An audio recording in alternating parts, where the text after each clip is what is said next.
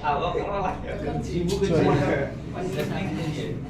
रहे हैं हम लोग, आ रहे हैं हम लोग, अरे हम लोग को कभी पता है, हम लोग बोल रहे थे और मार्कर कब गया, हम लोग मार्कर पर गए यहाँ। चलिए क्वेश्चन था, क्वेश्चन चैप्टर का नाम था शीत युद्ध। कौन सा युद्ध? शीत युद्ध। ये जो शीत युद्ध था, कौन सा युद्ध था? शीत युद्ध। शीत युद्ध। कौन सा युद्ध? शीत युद्ध। अरे कौन सा युद्ध था? शीत युद्ध। जरा कोनो चुनाव हो रहा है, देश का मुखिया कैसा हो, बेगम जमाल जैसा हो, ऐसे बोलता है, मेरा बोल रहा है। कौन सा युद्ध है? शीत युद्ध। ये जो शीत युद्ध है ना, शीत युद्ध, देखिएगा इसमें भी क्या था? शीत युद्ध।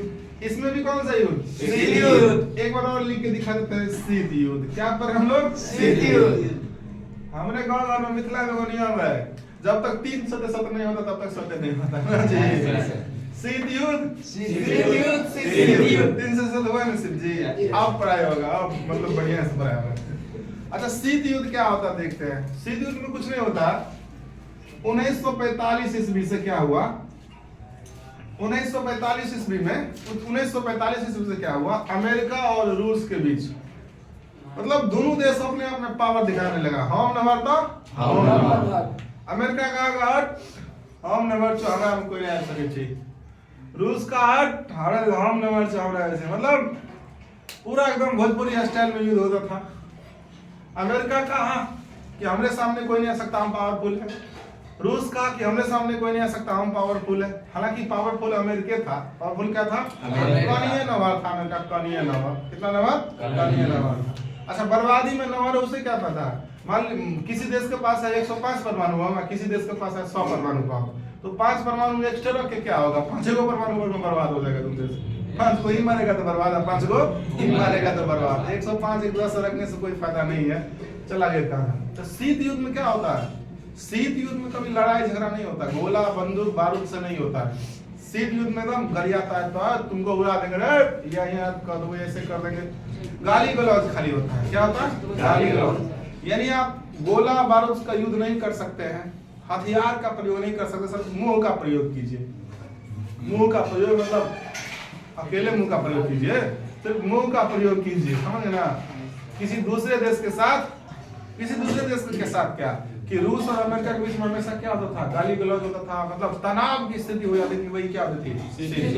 कहने का मतलब यही हुआ कि शीत युद्ध ऐसी युद्ध होती थी जिसमें हथियार का प्रयोग नहीं होता। ये कब से शुरू हुआ? 1945। शीत युद्ध का मुख्य रूप से जन्मदाता किसे भी कहा गया था? अमेरिका और रूस को। इसलिए शीत युद्ध अभी तक चल रहा है।